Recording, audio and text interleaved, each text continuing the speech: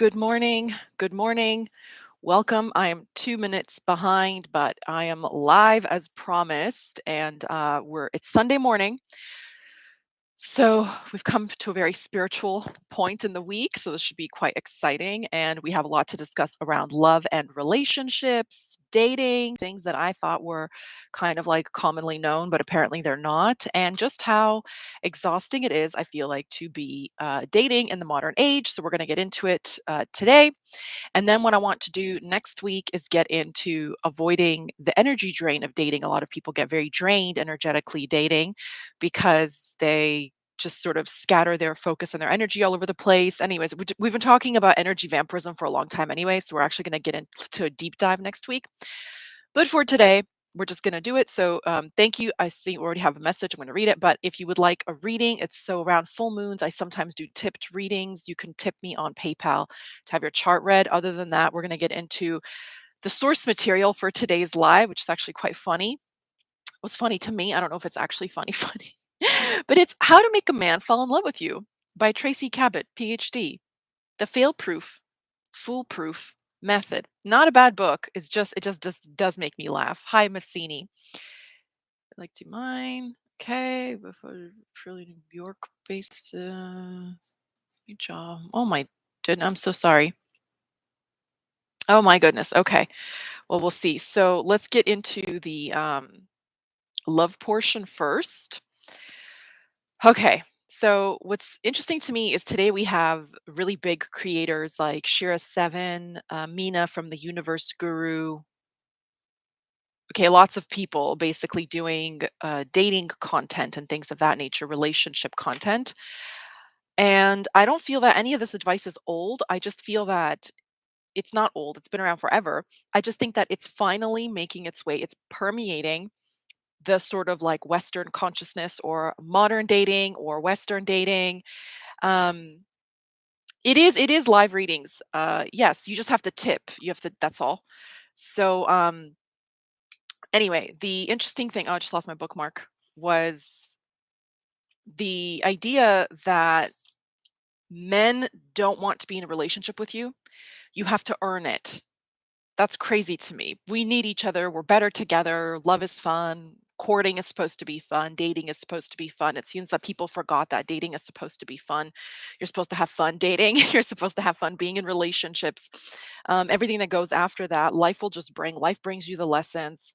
Life brings you difficult themes. Okay, so speaking of difficult themes and chart readings, yesterday was the full moon in Virgo at 5 degrees, opposite Saturn and Pisces. So it's a really good time to consider long-standing bonds between people and also what you have to let go of. So if you have like, and moon in Vedic astrology, moon rules the mind. So letting go of unhelpful thought patterns, belief systems, especially in women. Women are very lunar. So any insecurity, things like that. Okay, so what do you have to let go of to be in this relationship or stay in this relationship? And usually it's just a mental thing. So let's take, for the example, a modern thing is a gentleman who has a lot of hobbies. When he enters into a relationship, he wants the fun of that relationship, but he thinks that giving up time to his previous activities is the fault of the woman. Well, it can't be that way. If you want that relationship, you have to nurture and foster that relationship. You also have to nurture and foster the other person, right? You can't just, it's not all about you. Like, you're not the only person here, right? So, this is what's fascinating to me is, other cultures, not all cultures, obviously, but well, I would say most of the world, men take the idea of being a husband, a father, a provider, and all that with a great sense of pride and accomplishment. They look forward to it. It's what distinguishes them from their boyhood is their manhood, right? So it's fun. So that's the first thing I find really interesting is when you discuss relationships here, it's like roll my eyes, ball and chain, nag, hag, all that stuff. The old lady, gotta ask the old lady this and that, the other. Um, you know what I mean? It's so interesting to me. And then when I go to other places, men are proud of their wives and they take pride in the fact that they have a family, and they like doing things with their family. I don't So, like, where I come from, I don't know any guy that just goes on, like, boys' trips once he's married. He does everything with his family. It's, like, the normal thing for, that culture. So that's the first thing. So the fact that there's so much content online, and I think this was published in 1984, if I'm not mistaken, but it's actually sweet. I think she dedicated it to her husband, I believe. I'm not sure, but, yeah, 1984, copywritten. Okay. So the interesting thing is there's so much content that is catered towards women getting men or nailing them down, and what you can do about that. And in the 90s and 2000s was probably the most toxic. And I use that word very sparingly because it just has like too much meaning now. But media, movies, TV shows around women getting the man, having to be skinny enough and wildcat in the sack and then educated, and the only hair you were allowed to have was some hair on the top of your head and a few wisps for eyelashes and maybe an eyebrow hair or two, like you had to be bare, you had to be skinny and starving, just like weird, like why do you have to fit this mold? And then we had this really bizarre surge where women were encouraged to act more like men, and I still find that that happens today. It's really discouraged for men to take on feminine traits, but it's really like encouraged for women to take on masculine traits. And if that's just not who you are in your personality, then you will never be happy, you will just never be integrated and like live a soulful life. And that's true, and I know because you can tell, like, I'm not a very feminine, passive, like, dainty. I'm not like a very soft some way person. I am like a very active woman. I have a lot of masculine energy. And I can always tell, I can always tell that I am the way I am, and I can find other women like that very easily, but that doesn't make up the majority. It makes up the minority. So it's interesting to me how women have been pretty much programmed, or I would say brainwashed, to act more like men, to get men and keep men, to care about the things men care about, even if you don't, And then if the man isn't happy, it's your fault. If the man leaves, it's your fault. If the man stays and you don't like it, that's also your fault. Okay. So it's just at this point, it's like, who cares anymore? This is exhausting. So I found this book, I love my like vintage anything. And the cover has like a couple about to smooch, Oh, it's sideways, but I just love the title. I thought, "How to Make a Man Fall in Love with You," and it's a sensational national bestseller! Exclamation point. And I thought, "Do we really even care that much?" Like, honestly, does anybody actually care that much? Because you don't see men with books like these, and you definitely, if you did, it's about how to get you to spread eagle on a bed. It's not ever about, like, loving you tenderly, unless you belong to a religion, okay? So, it's not very noble, it's not honorable, it's not very faithful. I mean, the men had the dating book, I think it came out in the '90s called The Game, okay, so they had that. And then what's fascinating is there was Robert Greene's The Art of Seduction, and I love Robert Greene. The Art of Seduction is amazing. Everybody should read it. Everybody should read The Laws of Power. Everybody should read these books, okay? And the funny thing is, The Art of Seduction has been banned in like US prisons because it's so effective that the prisoners were seducing female prison guards. It's also been banned, I think, in everywhere in Germany. I think it's been banned in Germany. But the funny thing is, it says that if it's read by the wrong person, they can use it to seduce and use women. But the women can do the same thing. And in fact, he names famous female seducers like Cleopatra, for example. Okay. So he talks a lot about some European nobility that really got their way. I think is it Madame du Barry or Madame du Pompadour? One of them was like, she had the king's ear. She was tongue woman in the king's ear so hard. She had more power than the actual royalty. So there's some really smart women who understand like their feminine wiles and the type of feminine that they are. There's obviously women who are more soft. There's women who are more mothering. There's women who are more foxy or, cunning. So there's all types. Okay. It's not just like one size fits all category. And one thing that I have to say always makes me laugh is the idea that women are susceptible to certain things. I just think, have you ever met a woman? Girls are smart. Like, girls are really smart, So I think a lot of times women know. They just let it slide and they're too gracious to say anything, but they also buy their time very quietly. So I do think you can wrong a woman. I just think it's a lot harder. You know what I mean? So anyway, when I saw this book, I thought that's probably going to be a little bit like, no offense, I thought it was going to be corny. It's actually very fascinating. And this woman, what she did probably 30 years before Robert Greene, was she basically wrote, this is the female Robert Greene. This is like a Shira 7 book from the '80s. Okay. So I just have to let it be known how fascinating I found it. So, first things first, I want to address is dating supposed to be fun? I made a video on this before. And maybe one or two of these books is fine to have in your repertoire and like to broaden your horizons or something to that effect. But ultimately, you don't have to read all of them and really question yourself. Like, I believe in the law of attraction. How many men are you attracting that work on themselves? Like, women have out evolved men in the West on an emotional level, probably all over the world, actually. I'll take that back. Everywhere in the world. Um, okay. So you only need to know so much. You don't need to know it all. Now, the first thing she mentions is to break out of the bastard trap, pardon the language, okay? So, not all men are like terrible. You have to kind of have a good attitude about it. So, again, it's sort of like when you change your mindset, you can approach something in life as a game and it can become quite useful to you. All right, so that's good. And then the next thing is why men love a new way to get close. So, these few chapters are really fascinating to me because she has this whole thing on feelings, okay? What your feelings lover is likely to say to you. And then she has this little like diagram and it's typical feelings of man, your man, like blank-eyed stare, okay? So she like tells you what to say to men when they say how they feel about something. And this is like so art of seduction. This actually is like pure CIA mind games, okay? So he says, I'm sensitive about that, whatever that is. What you should say back, I can understand how you feel. You know, that shook me up. I can empathize with you. So, whatever he says, like, I don't feel comfortable in a little car, you will say something, you know, you you look great wherever you go, you just kind of like warp it so you soothe him, but then also make him feel safe. Okay, so it's interesting to me how the way to get a woman into bed in the eye of a man is to make her feel safe. So the trick for women is to discern, is this person just trying to get something from me or do they actually care about me? Well, time will tell, right?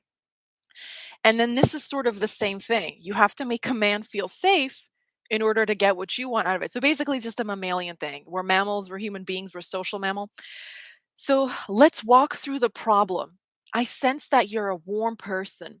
I love the way your body feels. And this is the one that made me laugh so hard. So this is before I'm guessing this is before the love languages. Is it something Chapman? Touch in italics, okay? Touch is very important to me. Okay. So it's funny because I saw a TikTok yesterday where they did this compilation of asking men what their love language was, and so many of them said physical touch. But they didn't really elaborate, so you don't actually know if he's making the woman feel good or if he's using the woman to make himself feel good. So I think when a woman says she's interested in physical touch, men see it as a green flag, but then once that time actually comes to that, what you can do if you read books like this is say, "I love physical touch. It really lets me know you care." So he's thinking you want a shoulder rub that leads to something more. You'll say, "I'd love a shoulder rub because my shoulders get sore from sweeping these floors. And I get so in the mood and feel so loved when I see you touching that broom and that broom is touching the floor physically. It's physical touch. And you're sweeping the house. And then you're touching the dishes. And then you're touching and you're putting your hands over my bank account and you're just blessing it. And it's Sunday, get your bank account blessed. You know what I mean? So you can just use that to your advantage. So I find that really funny. So there's a feelings personality. She addresses men being visual creatures, what to wear. It's honestly, it's hilarious, it's really funny, so I'm gonna do more about it in other segments, probably on TikTok, but I have to read this to you. This is called the mirroring principle or the mirroring effect, and this is actually mentioned in The Art of Seduction, okay? So she says, "Once you forget about yourself and start thinking about the man you wanna fall in love with, you will discover lots of ways to mirror him. Maybe if you're undecided about what to order when you're out to dinner, you could order something similar to what he gets. Perhaps if you're wondering what brand of soap or toothpaste to buy, you could choose his. Little things add up in the marrying department because women have had to learn more suitable ways, more subtle ways, sorry, because women have had to learn more subtle ways of gaining power than men have. Women are more flexible. It's always easier for a woman to switch to a man's behavior than for him to switch to hers. Because you are a woman, you will be able to use these techniques more easily and more gracefully than a man would. Men are certainly less likely, for example, to think of changing outfits to match someone. So if you do it, you're mirroring him. You're basically manipulating them, whether they realize it or not.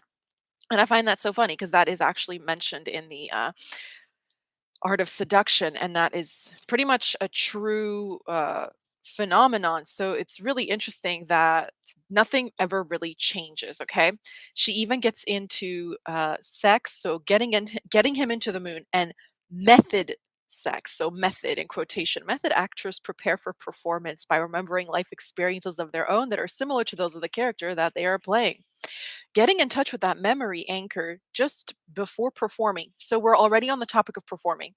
So this whole thing is basically you turning into what you think they want you to be and then taking it away from them. Hilarious, okay? And obviously my little my little which is so funny because men basically do that to women all the time. I don't even know what happens. I remember like spending time around my friends' kids, and they're so sweet when they are children, and they're so sweet when they're teenagers, and I don't know what happens. I don't know what happens in that teenage to adult phase where sometimes they just turn. But um she also recommends that you don't really fight or vent, and self-disclosure should be handled cautiously and not being a broken record. She literally has a chapter called Casting a Spell, which, and the old black magic. It's very funny. But basically, now that my thing fell out, I can't find it. Too bad I didn't even highlight it. She has a whole what not to do section. Okay. And what you do not do, believe it or not, is the doctrine of Shira 7. It's the edict of Mina from the Universe Guru. It's actually here what not to do is not to build a man up. She gives the example of a woman who basically meets a man when she's young, and then he dashes as soon as he gets what he wants. Okay. Bribes. Okay. It's in, here we go. Bribes. A 33-year-old beauty shop owner told me I gave him money, thousands and thousands of dollars, maybe 10,000 over the years. I figured there would be an economical bonding. We'll come back. Since I knew he wanted to be rich, he said he was investing it for our is in quotations, our future. He took my money, but he didn't do what I wanted, which was to love me enough to marry me. Okay. He met another woman, and now we're in court over the real estate he bought with my money. I loved the money, not you, is what he said when he left. Bribery is a tactic many women have tried on a man. It's cheap and embarrassing. Even when it works, bribery makes you lose respect for the man because he's so weak. One of the most desperate women I talked to admitted to me that she tried to bribe a man she was trying to captivate with drugs. Okay.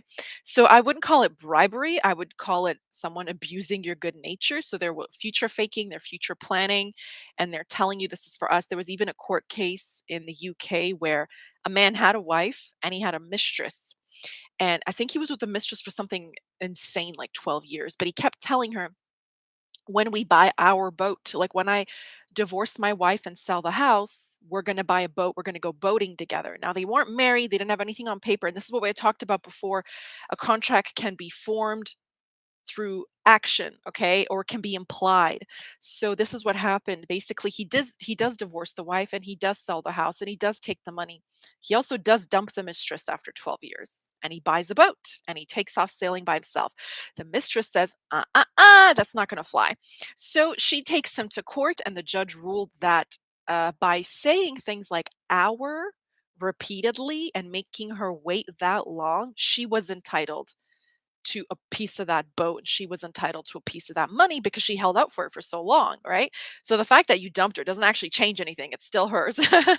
So that's something I find really interesting. So if men have no conscience and no remorse and no guilt for wasting the most precious thing you can on this planet, which is time, your energy, your youth, your joy, okay?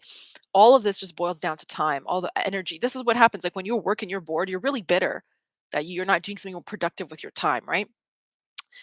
Don't fall for it. So if a man says it's for our house, say, okay, then go save your money for our house. Okay. Do not pay them to be with you. That just defies logic. And there's something so interesting in that this one line that she says makes you lose respect for the man because he's so weak. So there's an energetic principle to this as well, where it's men who are receptive naturally put women off. And this has nothing to do with politeness or manners or basic human decency and social decorum or things. Hey, Nazreen, God bless good judges. Amen.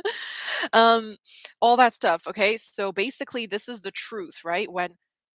When a man doesn't do what needs doing because they have a directed form of energy and women have a laid back, scattered kind of energy, we balance each other out. When the man is energetically female like that and that he's receiving from you, it throws off the balance, it throws off the equilibrium. We'll talk more about that when we cover vampirism next week. But so seriously, bless good judges. And just remember, like, just because you don't have a wedding contract or what a marriage license doesn't mean that, you're not someone's facts can't be, responsible. So just so that's the first thing I would bear in mind is that when you're in a relationship with someone energetically, romantically, physically, emotionally, she called it economic bonding, which is actually really smart. I think that's a good way to put it. You're bonded to that person, but they're bonded to the money. They're not bonded to you.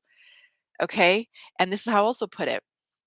Men can sleep with you and you think they like you. They don't like you. They like having sex. That's a very different thing. Because if they like it so much, you could be anyone.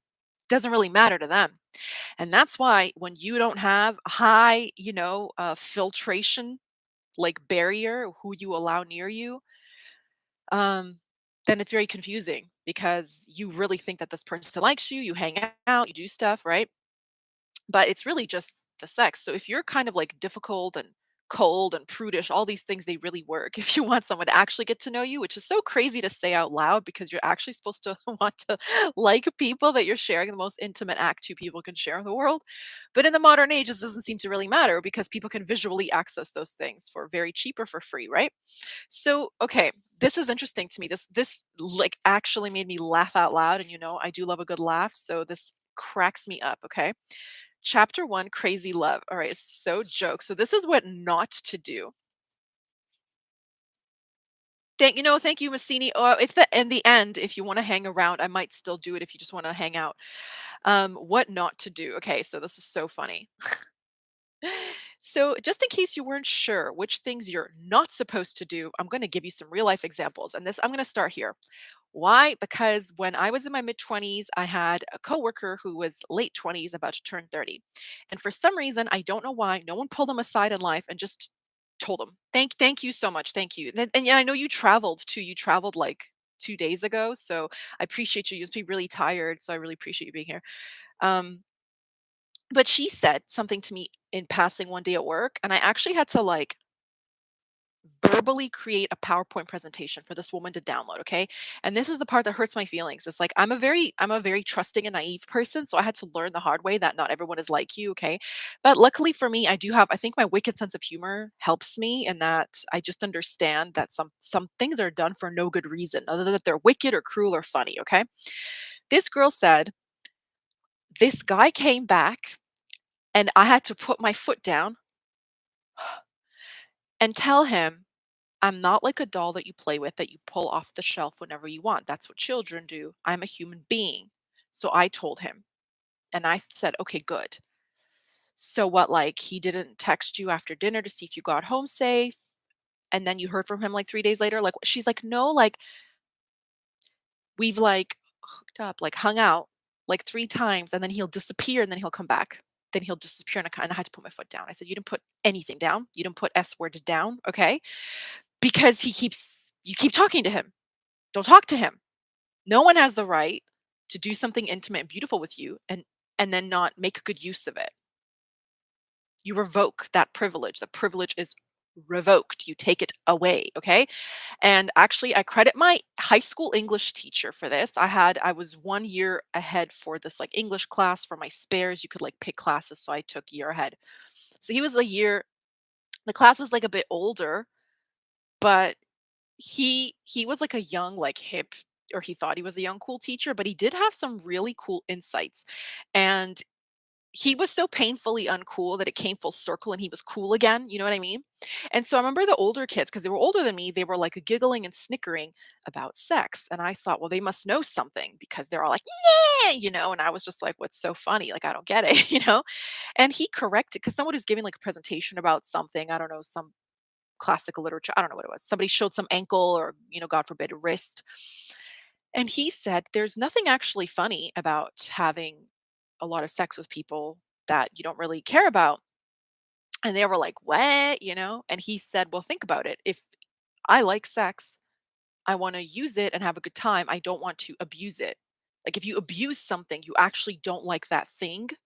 So a good example I would think is like if you like a glass of wine every day, that might lengthen your lifespan. There's a lot of studies around a glass of wine. You drink a bottle a day, that's alcohol abuse, right? Like we're in different territory now. It's not cool, and then same thing goes for intimacy, where basically what he taught us that day was if you really like something, truly like it, is that you appreciate it and you do that thing mindfully.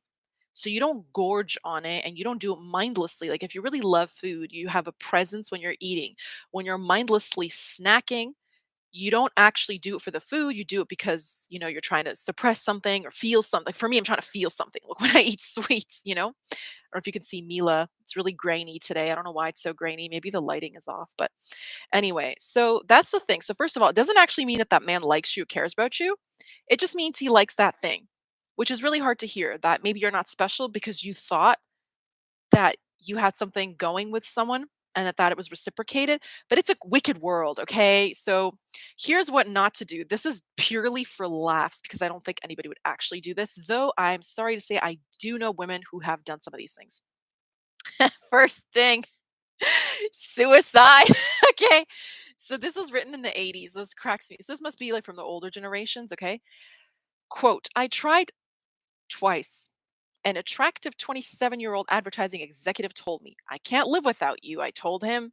I took a whole bottle of aspirin. I slept for a day. And when I woke up, he wasn't there. Of course, I never meant to myself. Just wanted to make him feel too guilty to leave. No, really, she goes to say, lots of women try to get a man's attention. It works sometimes. Some women succeed in dying, and some even get their man. But just for a short time. No man in his right mind is going to make a long term commitment to a woman. Blank attempts usually only get his pity until he feels safe at getting out.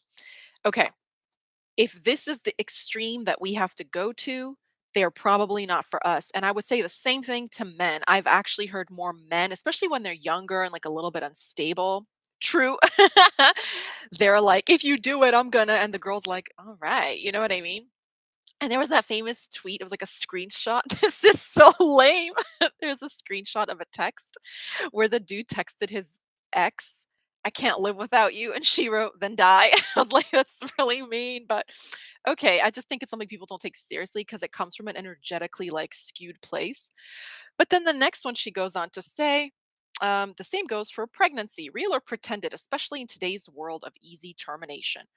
Pregnancy. I lied and said I was pregnant. I didn't know I was pregnant. Okay, a sexy, otherwise intelligent medical secretary in her early 30s told me. It turned out to be terrible because all he wanted to do was make sure I got a shmushmortion as quickly as possible, and he offered me the money. He said, delete, delete, delete. Um, he even offered to go with me for it, which was just as well since I wasn't pregnant.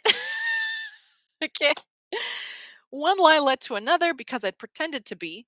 I had to then pretend I had the thing, the abortion. So I shaved my lower regions. Once I even injected myself with sterile water in front of him in a fake blank attempt. Why am I blanking? A fake abortion attempt, but he was unmoved. I wanted to show him I had made the supreme sacrifice and he didn't even care. Okay. This goes for both sexes. This goes for both sexes. I see, I remember in high school, one guy had a complete like meltdown on the football field in front of his girlfriend, going, I did this for you, for you. It was like, it was out of this world, man. I'm so glad cell phones with cameras didn't exist back then because I'm 26, and I was just like, wow, that dude just needs to like learn to self-soothe or get like coping skills or something like that. But it just honestly, so she said all these women are involved in healthy relationships now, but they had to unlearn their old tricks. So basically all I hear when I read these things, okay, is that anytime you make a man uncomfortable, stop doing that thing. Doesn't really matter what he thinks and feels, doesn't matter what you think and feel, just don't make him, that's how you lose him, okay? You can't lose someone who truly loves you, and you also can't lose someone who truly loves to love, okay? So this one next thing I want to get into. While this advice is genuinely good because I feel a lot of the time no one has taught people what I don't know what to call it, like the game or whatever. Like my coworker who actually thought that she had the upper hand because she kept letting this dude into her life. Um, we have to go over those things, but honestly, at the same time, this is just like common sense. And no one, you will know if something is right for you by the way that it feels. So if it feels like it's a lot of effort, if it feels deceptive, if it feels, that's not a vibe. This is not a vibe, okay? So why would you even want to be with someone like that? So you fantasize about him belonging just to you, about possessing him, about loving him more than anyone else in the world. He leads you on just a little. You're happy and then you're sad, depending on what love pellets he throws your way. He seems determined to increase your insecurity to keep you on edge in the relationship. You wonder how he does it. Maybe secretly, you feel like you've even been a fool. So it makes you crazy. So all these things that make you feel like you're crazy are not you, it's someone doing it to you, but it's not about someone's anything being someone's fault. It's about responsibility. So you have to be responsible for your life. You have to be responsible for your happiness. So no matter if a man is love bombing, dropping love pellets, as she said, what do they have all these terms now? Satelliting or whatever else. Okay, Instagram stalking. Doesn't actually matter what they do or don't do. That's completely irrelevant. Okay. If it feels bad to you that you're being led on, that you're going nowhere, you have the option to leave no matter how it feels. Okay. I remember one time being really sad about cutting someone off, and a guy at work, I guess, overheard me talking to a coworker, and he says, "Well, if you're sad, why don't you just get back together with him?" I was like, "No, because it's not going anywhere. Like I was happy before I met you, you'll be happy again." That's like the logic. So you just have to keep going. That's like a formula. If you were happy here and you met this person here and now you're unhappy, get rid of that person. Okay. Because they're supposed to make you happier. Okay. So anyway, I said I was going to talk about something. I can't remember what it was. Do you remember, Nazreen? I don't remember what it was. I think it was that's what it was. The being, things not to do, not to allow people to use you for the thing, like the money, the physical intimacy, the fact that, you make them look good in public. They use you for that, and you can use them for those things. As long as it's mutual, but you're bonded to them as a human being, that's fine. Otherwise, it's just being used. You have to know the difference. You really do. So, one of the reasons I feel that people don't like talking about that is the idea of an ultimatum. So they'll say things like, "Oh, so it's an ultimatum. So you only like me for the money, or you only like me for this, or you only like me for that." I don't like when people say they hate ultimatums. Ultimatums move the world. What do you mean? Like, what a juvenile, black and white, like myopic, just surface level thinking. If you started dating someone and you told them, "I'm dating to marry, and I'm going to do it within 18 months to 2 years, however old you are, right?" And then 6 months in, they say, "I'm not really sure. I don't want to talk about it now. It's too soon." And you say to them, "No, no, no. I told you on the first date, I date to marry. It's been 6 months." And then they're going to say, "Oh, so you're giving me an ultimatum." Yeah, duh. Because I'm not hiding anything from you. I told you on the first date, actually, before we went on the first date, I told you when we first met or when we chatted online, I have a goal.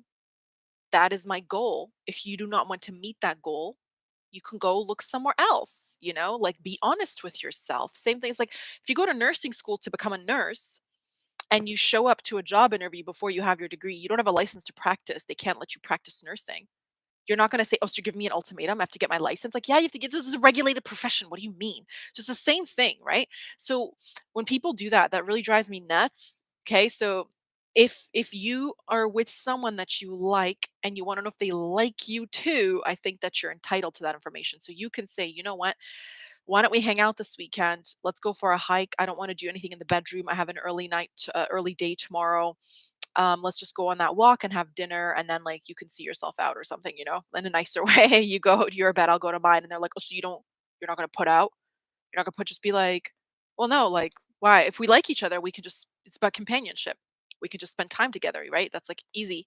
So you have a right to know. Anyway, that's the first thing I want to say. So getting into relationships shouldn't be hard, shouldn't take a long time. I don't know what a situationship is. We'll discuss it when we do energy vampirism again. Yeah, it is so lame.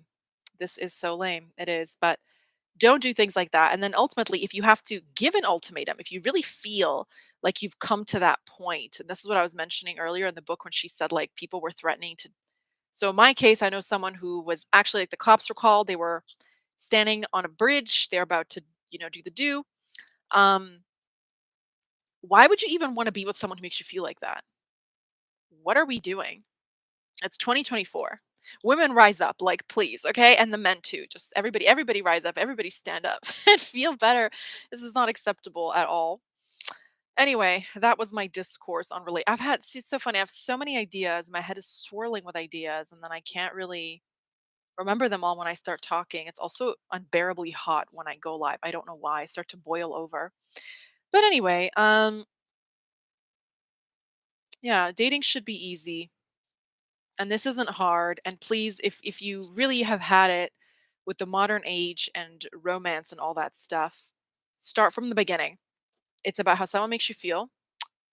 They should care for your needs. I've been seeing a lot of things on the internet go around saying you can't you can't expect a person to fulfill your needs in a relationship. And my thought about this was always, then why are you there then? Like, why are they there? Why are you in a relationship?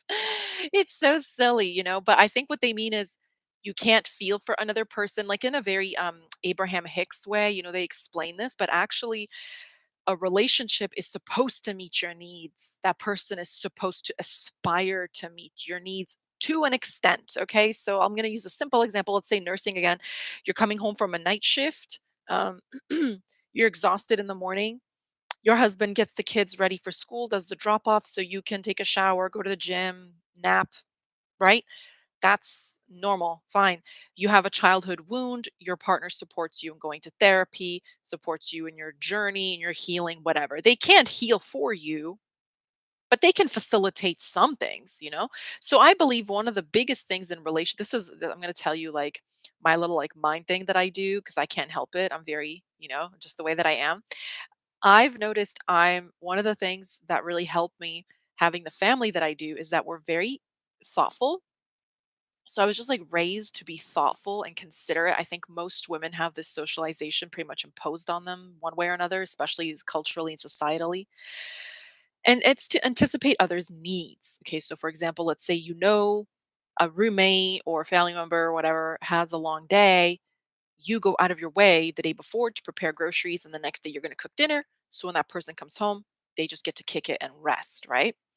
And so I've just have this thinking. So anytime I'm in a relationship, I try to see if my partner can reciprocate that, can reciprocate the anticipation of my needs. Like if they know, so I've gone back to school, they know if I have an exam coming up, are they making my life heaven or hell that week? Because it's already pretty bad. And you get to watch them if they're trying to sabotage you or if they bring you soup and a blanket, because you would do it for them if they had a meeting or presentation or an exam or whatever, right? So you can say when we say needs, I mean like you can't live for another person, obviously, but you should endeavor to make that relationship a pleasant experience for one another. And I feel women more often than not already do that by default. So if you're looking for, someone to be lovely towards you, to find someone who does those things. And I had a friend, I think I said this on the last live, she had a date with a man who's almost 40, and she said it wasn't her thing because the whole time he walked on the inside of the street and she walked on the outside of the street. And she said, I don't like that. Like, I like gentlemen who walk on the outside of the street, makes me feel safe.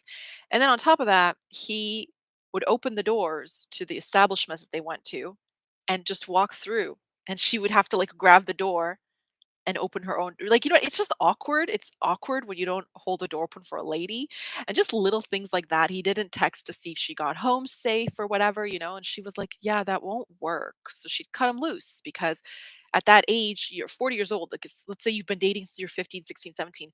You've had 25 years to learn something about social etiquette and decorum. So please, for the love of God, women, stop like feeling like you have to teach men. You don't have to teach men at all. They know what they're doing. They're not simple creatures, my friend says. She's like, they lie to us. They're not simple at all. They know exactly what they're doing. Maybe it's not right, but they're aware. But now that I know that they know and I know, it's over. I'm like, yeah. So that's the first thing I find funny. Now, of course, this can happen to men as well, but I just don't feel that I don't even know what to call it, if it's like a strategy or some form of deception is as overt or covert where one comes to the other. I think the best thing that can happen is for two emotionally intelligent people to get together and vibe. And actually, one thing I've yet to find in this book, it's not bad. I'm not making fun of it. It's really good. But the thing with the if I compared it to the Art of Seduction by Robert Greene, he does explicitly state, and he said it in interviews and podcasts, he says a thing about the laws, the thing about the art of seduction. He says these things don't work on emotionally intelligent people. People who have a high EQ, people who have high self esteem, combined with that, cannot be seduced, cannot be persuaded, cannot be made to feel insecure, to be made to feel jealous. They cannot be taken off their path, right? Period. Period. Do I do one of those? So yeah, that's the truth. So, at the end of the day, it's like when Shira 7 says something about like knowing your target, I find that really funny in the use of that language because in a way you're that person's target too, like how women say man wouldn't choose an ugly girl if you could have a pretty one. So why would you choose a broke man if you could have a rich one?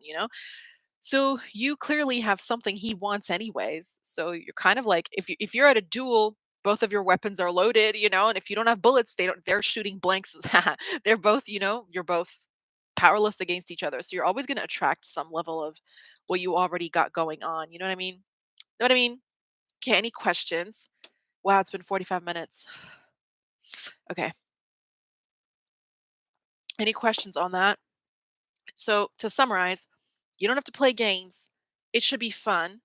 You should never be so the part where she says things not to do, you should never be with someone to the extent that they make you feel so out of your own alignment or so toppled from your own equilibrium that you go to any measure or extreme. And another thing is if a man does that to you, that's also obviously not the man for you, but you already know that if he's saying those things, you know what I'm saying? Um Yeah, and don't build a man up. They know exactly what they're doing. That's absolutely they know what they're doing. And I think I mentioned it in the last live. Mina from the Universe Gurus gave an example when she was a property developer, and all these men made so much money. And she said one of them was going on vacation with his girlfriend. She overheard him talking, so she asked, like, "Why is she paying for her half? Why is she paying for half the rent? Like, you make so much money. Are you gonna like provide for your wife?" And he said, "Yes, I will. I will provide for my wife, but that's my girlfriend. That's not my wife." She said, "But you live together." He's like, "Yeah, she's my girlfriend." So he was using her, living with her, saving money off of her, laying with her, giving her false promise, effectively leading her on, which is like really cruel, but had no desire to invest in her. He was saving the money that she was spending on for another future woman, hypothetically, that he may or may not meet, so they know exactly what they're doing. Okay, I do that. That's why I'm single for 12 years. The quality of men in this generation is unbelievably low. God, please, we know you got some in the back. We're in shortage here. Can you check the back, please? Do you have some in the is there any in the back? Just check in the back. Ask one of the celestial beings to check someone in the back. It's just a matter of evolution and just generational things. Access to pornography has ruined a lot of young minds. It actually like warps the brain. And I'm gonna make a video. I've have made a video about not enough sex for this generation. It came out during COVID. You can look it up. I think I'm wearing like a light green sweater. So modern dating is most men just want the pleasures of a relationship, not the commitment. Nothing has changed in the last 30 years. Missy's spot on. Okay. So basically, that's the same. Yeah.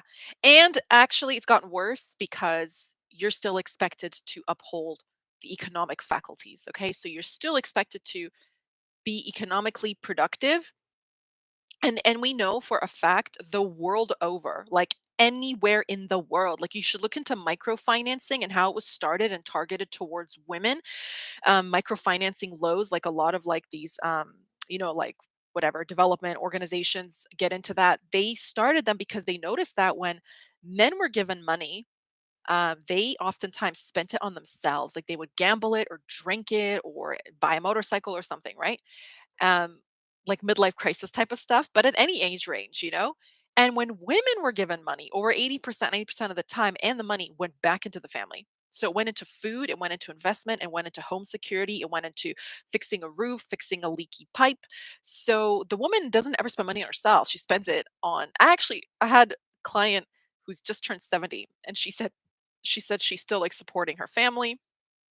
And she said, my goal is to see my children settled. So for the first time in and she still works full time, by the way. She says, for the first time in my life, I will get an entire paycheck just to myself. I've never had that. I've always given some to my parents, some to my siblings, some to my in-laws, some to my kids, some to my partner. She says, I haven't had a single paycheck just for me. And I've been working since I was 21 years old, and she's now 70. Can you imagine? It's 50 years. um, I stopped dating 20 years ago because of all this. It's too much. And I think I'll say it again, what Shira says. So you know how like passport bros want to go abroad for women who they think are like docile and don't care about money? Ah, it's so funny.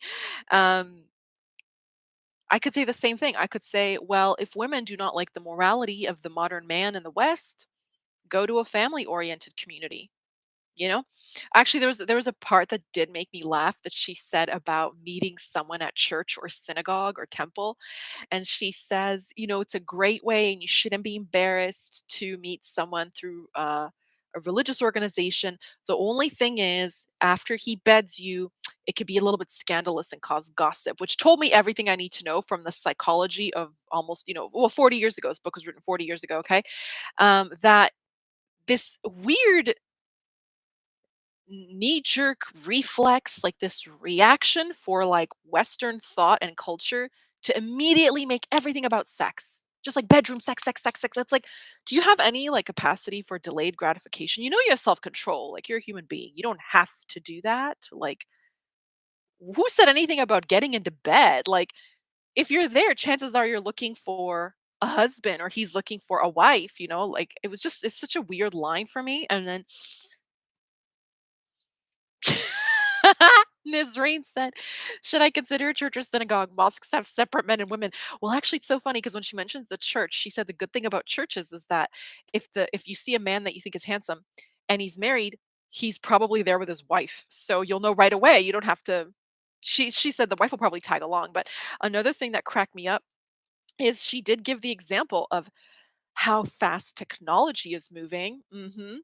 And she said that what they had back in the day was so you'll know this, you would send videotapes to a dating agency and they would make copies. You'd be like, "Hi, I'm Momo. I like astrology and I like walks on the beach. Nutella is my favorite food group." Ah, and then they would show my video to people, and then I would get a stack of videos to watch, and if I like them, the dating agency schedules a date, right? And she said, like, "Oh, these, like, VHS tapes," that she said the pro is that so nothing has changed, like, nothing has changed. She said the positive is that you don't get rejected in person. They just tell the agency, like, you don't even know who they're gonna send it to, so I guess it's kinda like swiping and ghosting. You don't get rejected in person, though I'm against ghosting, but, um, she said the downside is that almost never do these men tell the truth. Like, they don't they're wearing a hat, they're bald, they don't work where they say they work, like Legion. She's like, they lie over videos. So I was just like, yeah, I guess nothing really changes. That's a really good point. But look for church. Okay. All right. We have 9, 10 minutes left. We can get into the astrology portion if you'd like now, Massini. Thank you for sticking this out. But basically, know what you want, go after it and act intelligently. Like, you don't have to be emotionally intelligent and you don't have to be socially intelligent. You don't even have to be intelligent, but you can choose intelligent behavior. Okay. So because we are mammals, we can mimic very well. Okay. Like, in terms of seduction, a lot, like we know men can mimic certain characteristics and qualities that aren't inherent in them to get close to a woman.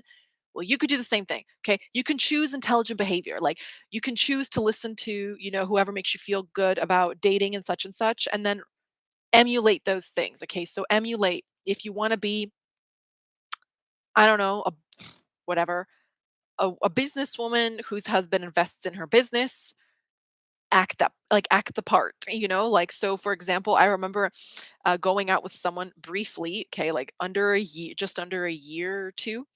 And I had this moment of clarity, like, actually, I'm convinced an angel, like, shot their celestial, like, intelligence, like, it just ejaculated into my brain, like, it went down my spine, like, I felt it, like, honestly, it was so profound. It was St. Patrick's Day, and I had thought we would just, because it was like a day off, that we would, like, hang out by the fire and, like, read books. I had lots of stuff to do, you know what I mean? Just my cat's so cute. You can't see her. Look at her. She's so pretty. She's my little familiar. And instead, they wanted to go to a bar and, like, get ripped. And it was so cold and it was raining so much. And I thought he meant like a drink, but he was there, like, I swear it must have been like 11 a.m. or something crazy, all day and night. Like, we had to leave, eat dinner, and then go back to the pub, which I'm not against or anything like that, but it wasn't like he was celebrating anything. He was just like a hardcore drinker, which he hid from me because on our first date, he says he doesn't like drinking and he doesn't like girls who drink. I said, that's fine. I'm not really a drinker, so it doesn't make any difference. Um, but he lied. He lied. And this is another thing too with lying is you don't make informed decisions. So when someone doesn't give you the information to make an informed decision, it's a form of coercion. Okay, so that's the first thing, right? So if, like, someone told you they were clean and you laid with them, but they knew they had a transmittable disease, that's a crime. Okay, so this is an emotional crime. This is like an act against humanity or something. So I'm stood in this bar.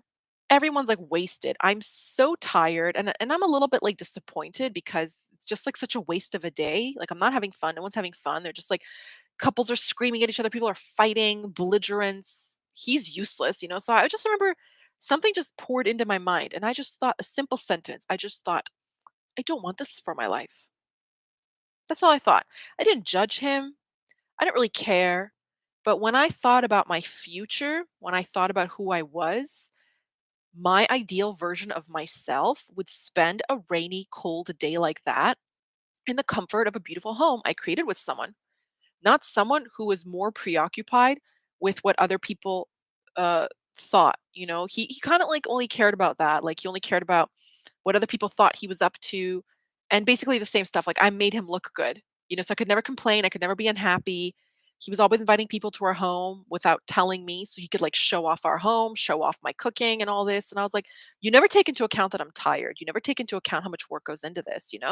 So I just thought, I just don't want this for myself. So that's intelligent behavior. You don't have to have you don't have to read a book, you don't have to take a class with someone or nothing. Just ask yourself, is this what I want in 10 years? Is this the kind of parent that I want to be? Is this the kind of place that I want to live? Is this the kind of life I want to have? Do I want this for myself? And we parted ways. That's one of the things I told him. I said, it's not what I want for my life. It's not what I want for myself. I don't want to be with someone who's like 40 and so drunk. They come home at like 2 in the morning on a Tuesday and they have to go to like work the next day, which is like a decent like office job, like stumbling. It's just embarrassing. I was like, no, like, how can you be? No, I don't want that for myself. I don't want someone who makes me question those things, makes me question my own standard. So there we go. I'm attracted to intelligent high achievers. Yes. Type A personalities. Yes. So I would say that's the first part of the book where she says like the all bastards are thing, or like anything is like you've got to have an abundance mindset. That's the difference between men and women. That's been a recent thing on TikTok where they said men just have an abundance mindset. Like, when their girls are mad at them, when they get dumped, when they get broken up with, when someone finds out that they're cheating, they don't care. They just move on. Like, they just always believe there's another woman out there who's gonna have them. And that's something I never had. I always thought I'm very picky, and I am, and I meet someone I really like them, I invest in them, I love with my whole heart. And when it ends, I'm mourning because I just don't see that happening for me like not even 6 months, like it doesn't happen like every 5 years, you know what I mean? But for dudes, they are just like on to the next one. So we've got to have that mentality that the world is swarming, it is crawling, it is thriving with very good men, you know? So true. Who gave them this level of audacity? Hi, Livy. Are dreams under the full moon significant? I have the most bizarre dream last night. They can any dream is significant. I guess depends where the moon is in your chart as well. So we should have that. We should have what's on my Patreon. I talk about reality transurfing, and there's something called audacious delusion.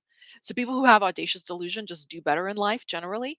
So I think they have an audacious delusion about their own desirability, and we could learn from that. And that's something that kind of turned my life around. And I'm not trying to sound like I'm not like I'm obviously I believe women more than men. I am a woman. I know the experience, whatever, right?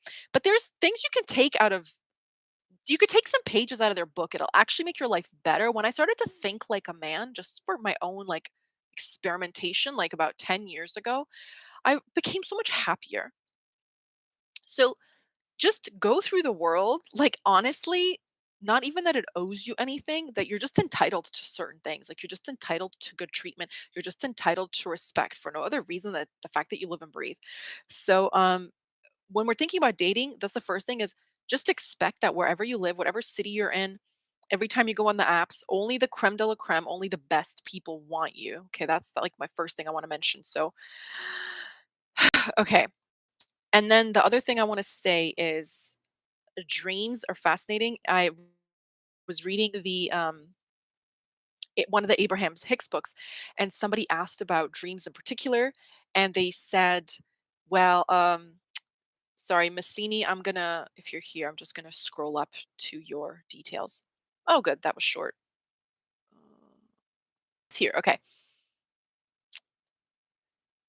So someone asked about dreams, and they used dreams as an example.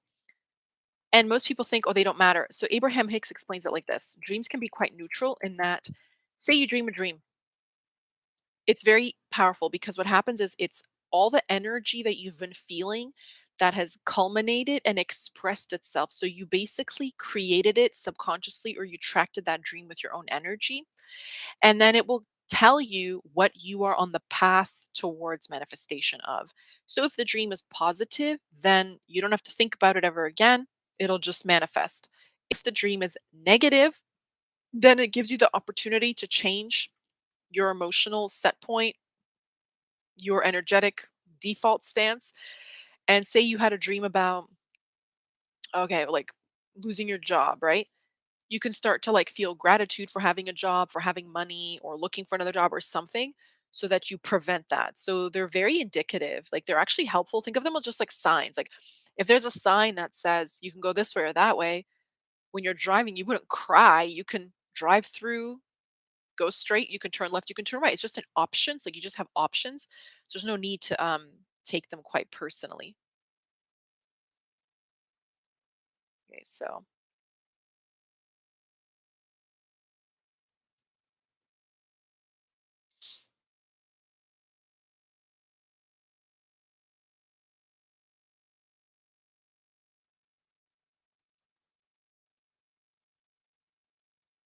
okay, so Massini, are you a Gemini ascendant?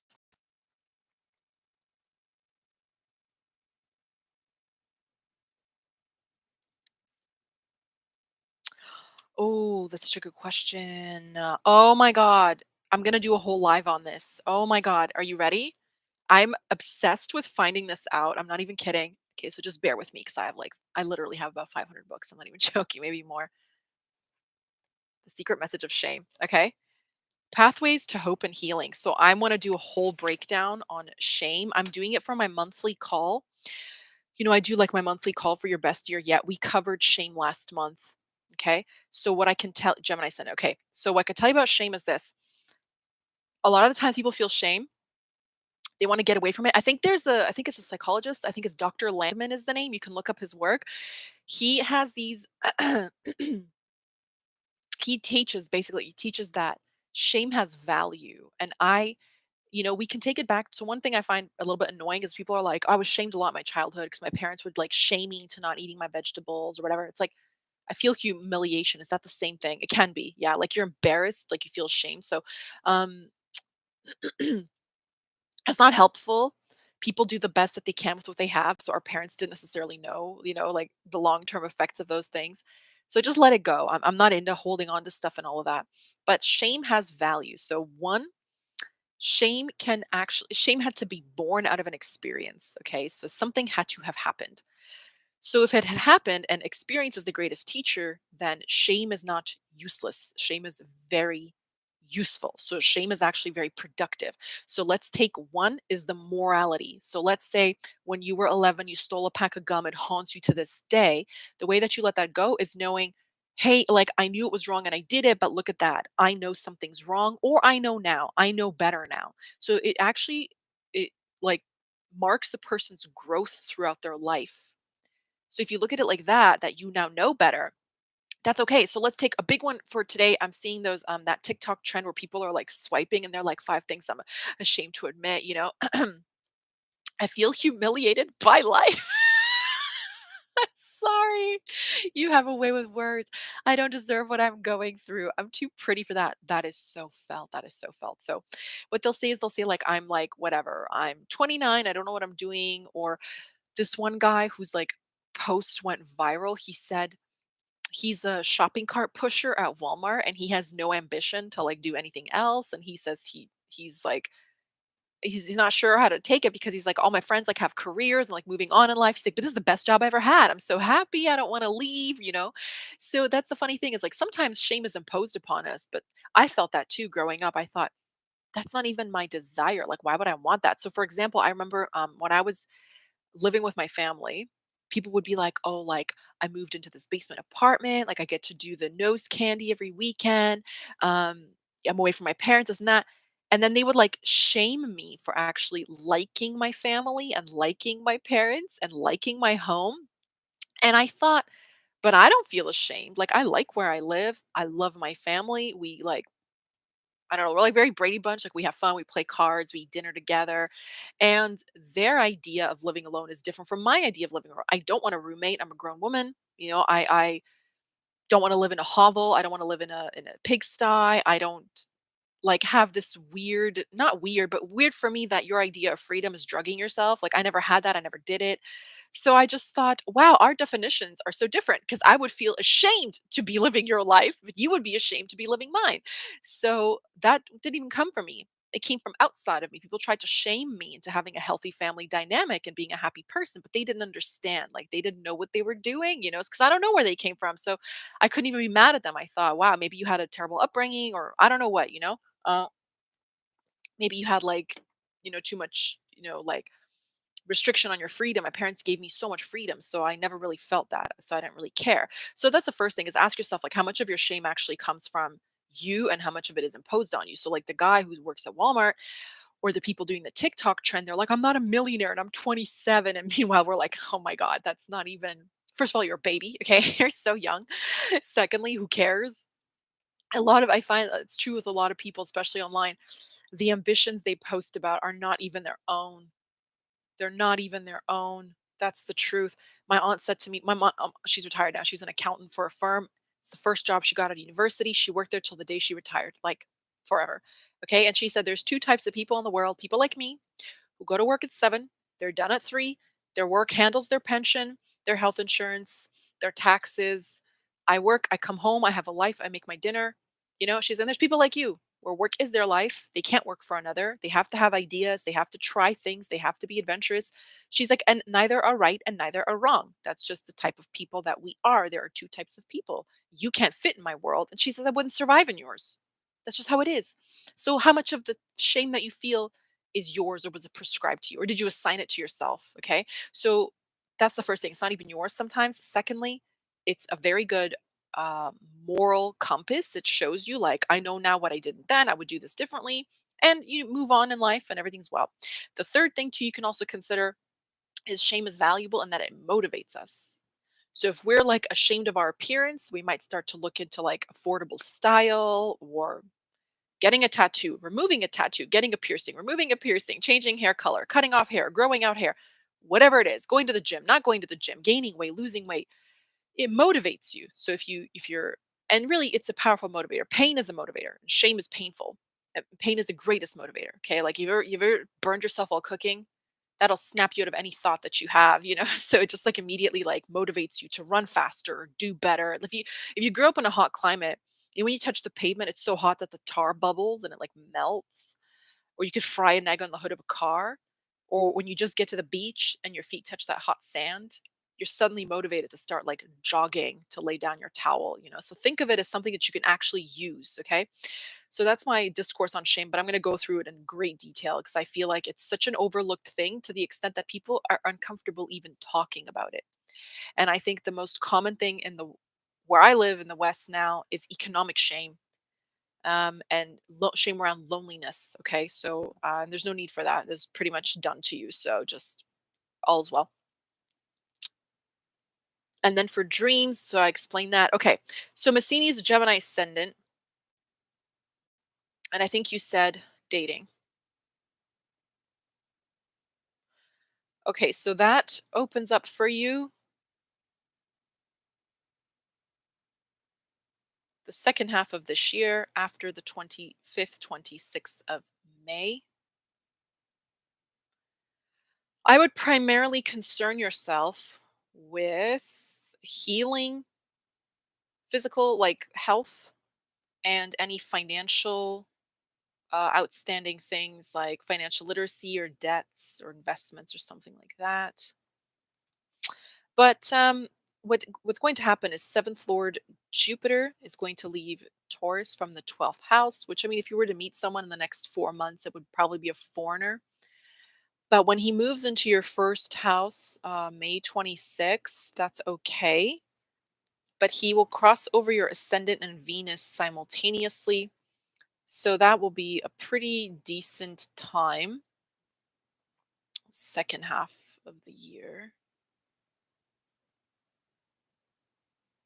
And then Saturn is also transiting seventh Lord Jupiter. And you need Saturn and Jupiter to make contact to the seventh house, seventh Lord, for a long lasting relationship to be deemed possible. Or not possible, probable. I'll say probable. So Saturn will aspect the seventh from his placement in the 10th, plus he's hovering over the seventh Lord, and the seventh Lord itself will aspect the seventh house. And, yeah, in 3 months. Yeah. So that's the second half of the year is looking far more probable. No debts, thank God. Good, good. Okay. Then just health, routine, or another thing is if anything comes up like work, business, landlord, tenant, any accusation, gossip, fight, squabble, it looks that, and this is also the next just under 2 years, 18 to 19 months. It looks like you will win. Okay, whatever it is.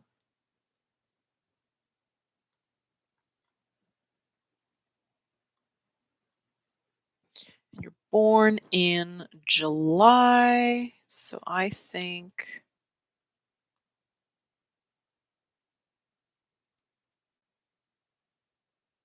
is that right? So your next birthday.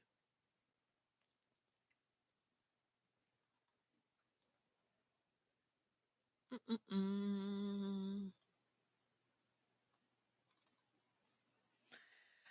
Anyway, just try to look at the possibilities and like the abundance of the world, that anything can happen at any time, anything positive, I mean, anything good, not just like anything. And yeah, take a page out of the book of man. Just honestly think every corner, every restaurant you walk into, the library, the DMV to renew your license, there's just a swarm of men ready to fall in love with you. And then it's very, very possible and probable and all that. Health is good. Fight with landlord happened in 2017. Ah, okay. You did ask something about that.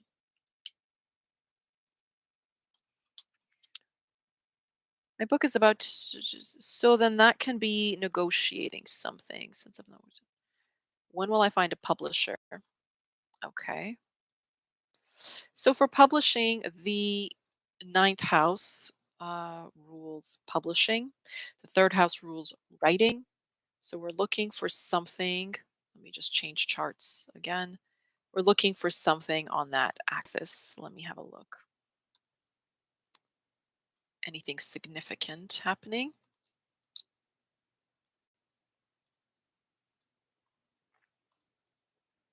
Mm,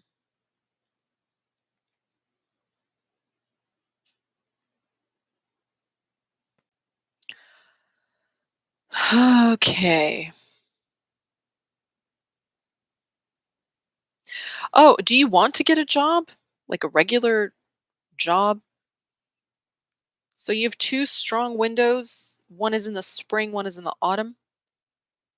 There's going to be an eclipse. Eclipse is happening.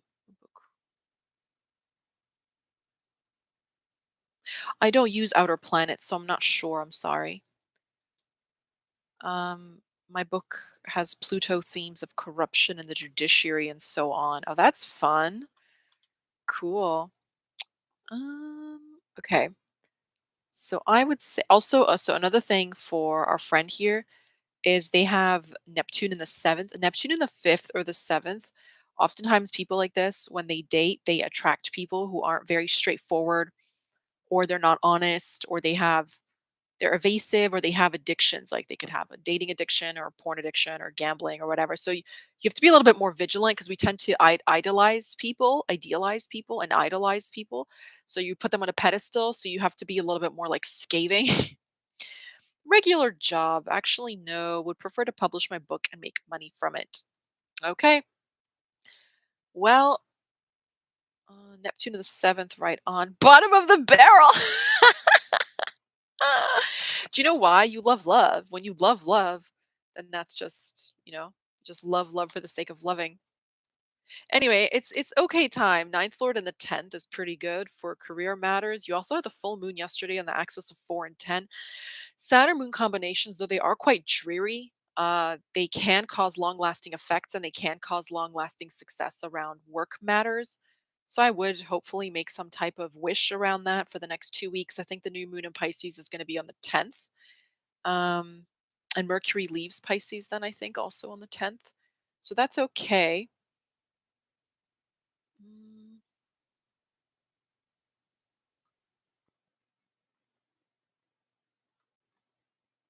You know what can help for dating is you have some sort, actually, also, sorry, one other thing. You also have Rahu in the seventh. It has a similar effect where it brings people who are a little bit disillusioned, or you're disillusioned by them.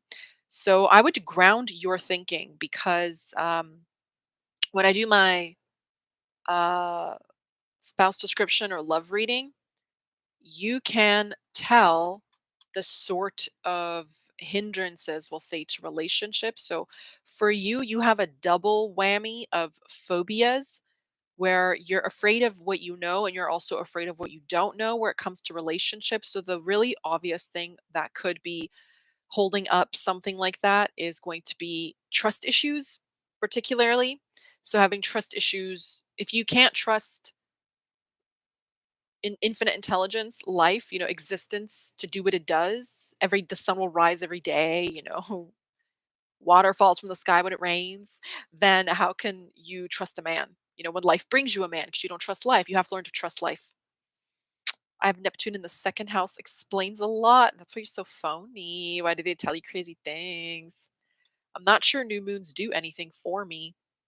Give it some juice. But it's a good one. It's second lord on the 10th is favorable. So yeah, anyway, I would say late March and early October. Very early October. You could try then. You also have Pisces, the first of the cycle of eclipses in Pisces on September 18th. So if you want to aim for mid-September, that could be a 10th house factor. And it's also including the ninth lord of publishing, which is Saturn. So that looks really favorable. Mm, I don't know if you like market yourself or how you apply to get a book published, but that total solar eclipse in Aries around the 8th will really energize your 10th house as well. And then the 8th house is like stable money. So it could be like residuals. What is it called? Royalties, passive basically, or earned income, like when income goes up over time, like investments go up over time.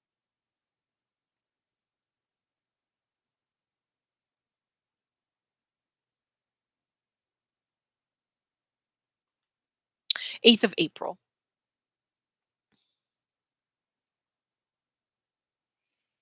Hey Saham. Yeah, I'm doing well. How are you? Everything's good. It's okay. You can rewatch it. It's on YouTube, so they're like rewatchable, and they're a lot more tame than the fun that we get up to on TikTok, which is good. The only reason it can happen is because those don't save. All right. Thank you, Massini. Thank you, Saham. Okay. Any questions? I've gone over 15 minutes. What is your ascendant, Livy?